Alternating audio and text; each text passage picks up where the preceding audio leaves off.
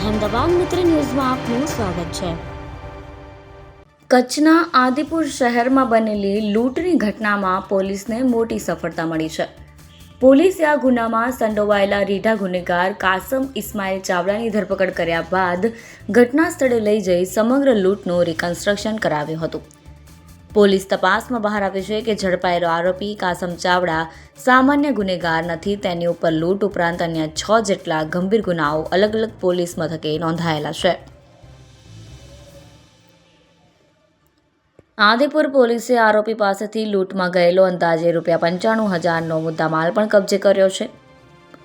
Reconstruction દરમિયાન પોલીસે આરોપીએ લૂંટ કેવી રીતે કરી, ભાગવા માટે કયો રસ્તો અપનાવ્યો અને લૂંટનો સામાન ક્યાં છુપાવ્યો હતો તે અંગેની તમામ કડીઓ જોડી હતી। પોલીસની આ કડક કાર્યવાહીને પગલે ગુનેગારોમાં ફફડાટ વ્યાપી ગયો છે। હાલમાં આદિપુર પોલીસ આ ગુનામાં અન્ય કોઈ શખ્સો સામેલ છે કે કેમ અને કાસમ ચાવડાએ અન્ય કેટલી જગ્યાએ ચોરી કે લૂંટને અંજામ આપ્યો છે તે દિશામાં સઘન પૂછપરછ હાથ ધરી છે।